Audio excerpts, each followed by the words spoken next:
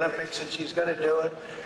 And the record stood for 19 years, and they put an eighth of an ounce on one side, an eighth of an ounce on the other. Donald Trump has never done this before. For the first time ever, a sitting president is personally welcoming a 21-year-old tennis player into the Capitol, rolling out the kind of reception usually reserved for heads of state, not someone heading into her next tournament. Washington, D.C. has hosted presidents, foreign dignitaries, and plenty of political drama, but nobody predicted the loudest ovation of the week would go to a 21-year-old from the Philippines.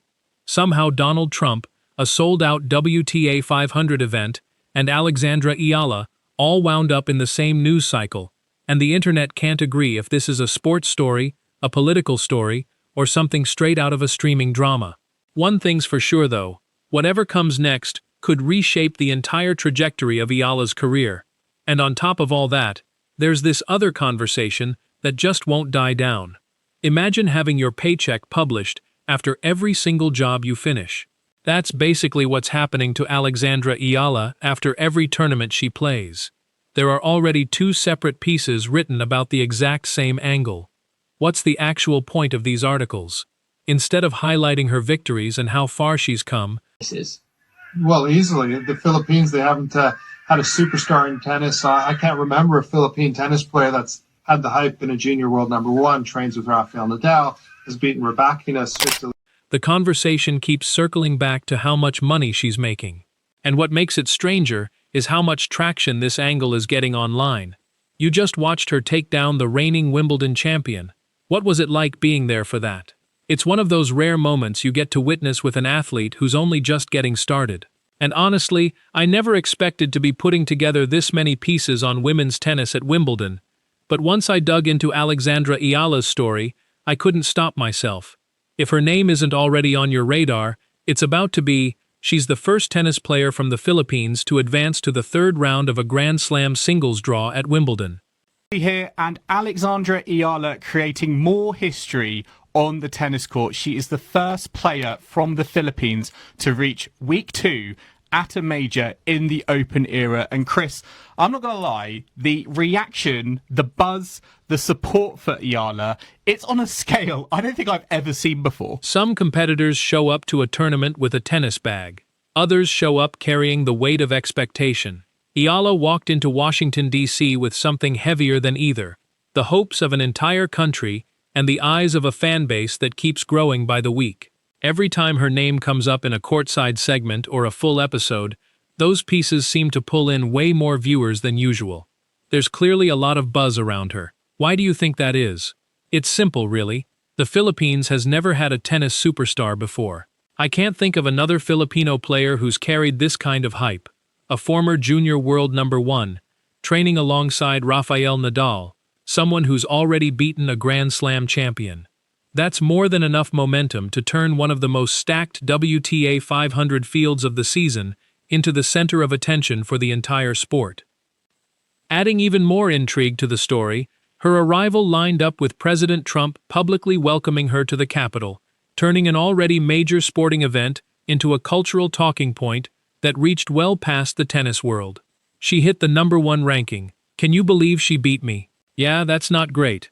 There can only be one star in this family, apparently. And just to break the old record, they added something like a feather's weight to one side. This is huge for Filipinos everywhere. Eala making Wimbledon history. Did you catch that? Yes, for someone who grew up back home, this is enormous. Only days earlier, Eala had walked off Wimbledon's main court after the toughest match of her young career.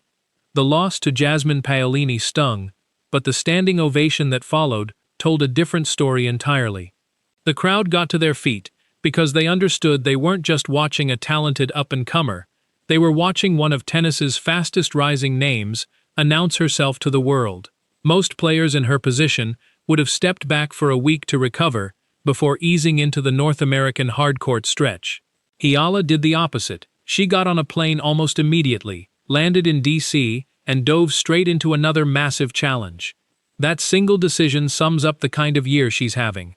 All through 2026, Eala has thrown out the usual playbook tennis hands to young players. Rather than savoring one big breakthrough before building toward the next months later, She's stacked one standout performance right on top of another, to the point where even seasoned tennis analysts are admitting they misjudged how fast she'd improve. You could feel that shift in the air at the William H.G. Fitzgerald Tennis Center before she'd even hit a practice ball. American flags were everywhere, sure, but another flag kept popping up just as often: the red, blue, white, and yellow of the Philippine flag, on fences, on homemade banners, on shirts worn by fans who'd traveled hours just to watch a practice session. It genuinely felt like a slice of Manila had been dropped into Washington. Anyone who's been following her journey saw this coming. She's now the first player from the Philippines to reach the second week of a major in the Open era. And honestly, the level of buzz and support around her, I don't think I've ever seen anything quite like it. Same here.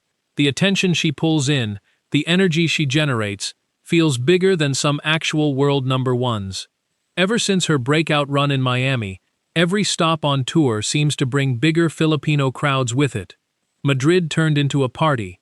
Paris felt like a homecoming. Berlin looked more like a hometown event than a tournament in Germany. Wimbledon took it to another level entirely, with broadcast cameras constantly cutting to groups of Filipino fans singing, waving flags, and creating one of the most recognizable atmospheres anywhere on the grounds. Washington was simply the next stop on that ride. There's another reason the capital feels like a fitting chapter for this story. The D.C. metro area is home to one of the largest Filipino-American communities in the country. Families who'd waited years for a player capable of representing them on this stage finally have her. Plenty of them had been telling co-workers and friends about her months ago, insisting the rest of the world would catch on eventually. Now those predictions don't sound like wishful thinking anymore. Several top 20 players signed on for the event, building a draw deep enough that nearly every round could deliver a headline match. Among them is Alina Svitolina, a player Eala beat convincingly during her standout grass court stretch in Berlin. Pros rarely forget losses, especially to a rising star, so if the two cross paths again, expect Svitolina to be hunting for payback. She won the title in Birmingham, and supposedly around 11 million people back home tuned in to watch. An absolutely staggering number. I've also heard she's got her own clothing line launching soon, and her Nike deal reportedly includes a top-tier rating built into the contract terms. She's box office. She's gracious, she's an outstanding tennis player, and no matter where you go, Indian Wells, Wimbledon, Paris, it's like the crowds are completely devoted to her and invested in every step of her career. Marta Kostyuk is also back in Washington, carrying good memories after reaching the final here before. Naomi Osaka is still searching for the kind of run that could put her back among the sport's elite. And then there's Venus Williams, whose mere presence turns any tournament into a celebration of the sport's history. Even decades into her career, she still draws enormous attention wherever she plays. Toss defending champion Leylah Fernandez into the mix, and suddenly every section of the draw feels dangerous. For Eala, this isn't just another stop on the calendar. It's a real test, and it's a fascinating one, because history rarely favors players sustaining peak form across such different surfaces in such a short window. Grass demands unique footwork, lower bounces, and aggressive shot-making. Just a year ago, she was scrapping outside the world's top 140, hunting for opportunities to prove herself on tour. Fast forward to now, and she's in the Washington main draw on ranking alone. No wildcard required. Early chatter suggested she'd need one, but the official WTA entry list confirmed she earned her spot outright. No favors, no exceptions. There's real humility in how she talks about it, and that's what gets me. Achieving this at 21. You can only imagine what she and her family sacrificed to reach a stage like Wimbledon. Did you ever picture yourself as a young girl back home doing this? That distinction matters, because professional tennis doesn't lie. Rankings can't be talked into existence. They're earned one match, one win at a time, often through months of grueling travel. Every point on her ranking represents hours of training, competing, and proving she belongs at this level. Her rise has been one of the fastest in the women's game, and compressing the last few weeks into a highlight reel almost sounds made up. She took down Elena Rybakina on grass, handling one of the tour's biggest ball strikers with total composure. Then she beat Alina Svitolina, a former slam champion known for her consistency and tactical smarts. Wins like that stop being called upsets after a while. They start being called proof. That's exactly where her career stands right now. Maybe the most telling moment didn't happen on court at all, but afterward, in front of reporters, when she said a tennis court is never a place to make yourself smaller. That line landed with people well outside the sport, because it captured a quiet shift in mindset that's reshaped her game over the past few months. And I think a lot of that comes from being the only player representing her country at this level. She's a pioneer. She's getting an entire nation excited about tennis, probably for the first time. It's incredible to watch. She's a phenomenal ambassador for the sport. And on top of that, she came up through the Rafa Nadal Academy, so maybe Spanish tennis fans are starting to rally behind her too, on top of a growing global following. Confidence in elite sport often stays invisible until it suddenly isn't. A year ago, Eala looked like an enormously gifted young player, hoping to break into the top tier. Now she plays like someone who already knows she belongs there. That change didn't happen on its own. Behind it stands one of the most respected minds in tennis coaching, Tony Nadal. For years, he helped mold Rafael Nadal into one of the greatest champions the sport has ever seen, building not just technical excellence, but a competitive mentality few can match. Since joining the Rafa Nadal Academy as a teenager, Eala has been shaped by that same environment. She's admitted he tells her things she doesn't always want to hear, but needs to. And that honesty seems to be paying off. Even Rafael Nadal himself has reportedly chipped in tactical advice through the academy this season. When coaches of that caliber invest their time in a young player, it's usually a sign of genuine belief, not just encouragement. Elite coaches guard their reputations too closely for anything less. Because of how much of her popularity comes from Filipino fans supporting her worldwide, she's picked up this overhyped label from some corners. Almost a backlash to the hype itself, this idea that she isn't actually that good. In conversations I've had with people inside the sport over the last couple of years, especially since her big Miami run last March, there's been real skepticism about her game. Honestly, I'd argue the people trying to properly break down her game have underestimated her. There's clearly more there than people give her credit for. Washington marks the first real hard-court test of everything that coaching has built. The timing couldn't matter more, because the North American swing plays out like a staircase leading straight to the US Open. Washington into Montreal, Montreal into Cincinnati, Cincinnati straight into New York. A strong stretch across those events could push Eala into the world's top 20, something no Filipina has ever done. Tournament organizers know full well that broadcast audiences, sponsorship deals, and ticket revenue increasingly come from markets that used to get overlooked. When thousands of Filipino fans show up to practice sessions, buy merchandise, and fly across the world to support one player, the business side of the sport takes notice fast. Prize money keeps climbing because interest keeps climbing. Players who bring entirely new audiences into the sport become extremely valuable, and that's exactly what she's doing. There's a great detail in her story too. Last August, she wore a shirt designed by Manila-based designer Georgina Camus, featuring the Philippines' national flower, the sampaguita. For her Wimbledon look this year, she paid tribute to her roots while sending a message of resilience, with a Filipino phrase stitched into the back of her visor, "Kapag gumagalaw, hindi na titigil." Once it starts moving, it doesn't stop. I love that.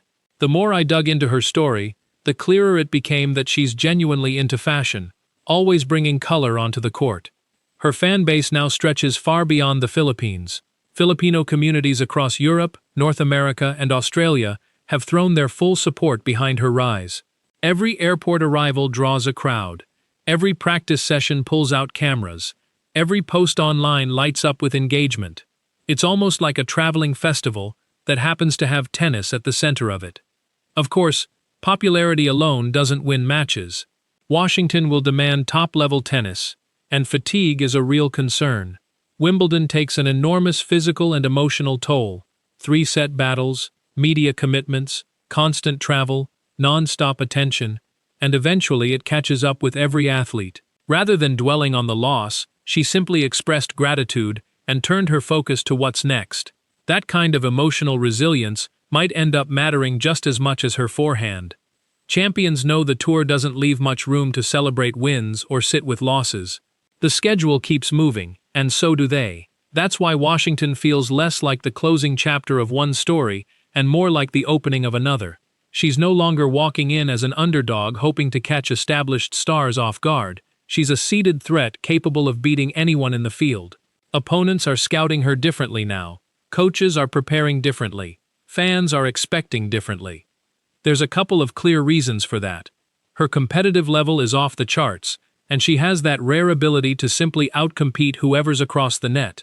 If you only judge her by raw technical tools at first glance, you might miss it. But she's one of those players who rises above her mechanics, purely through how hard she competes. Her movement can look a little heavy at times, but her anticipation more than makes up for it. She reads the game so well it compensates for any lack of raw speed. Maybe that's the clearest evidence of how much her career has transformed. 18 months ago, people were asking if Alexandra Eala could ever compete with the very best. Today, those same people are debating how deep into the top 20 she could climb. That shift alone tells you everything about the pace of her rise. Whether Washington ends in an early exit, a deep run, or an unforgettable title, one thing is already undeniable. Eala has permanently raised the bar for Philippine tennis. Every tournament feels bigger with her in the draw. Every bracket carries more weight, because elite players know they could face someone fearless enough to challenge anybody on the other side of the net. Washington will decide whether the next chapter is another step forward, or something even bigger than that. What once looked like a feel-good breakthrough is quickly turning into something much more significant: the arrival of a genuine title contender carrying an entire nation's dreams onto every court she steps on. On graduating from the Rafa Nadal Academy, Tony and Rafa were both there for it. What did that moment mean to you?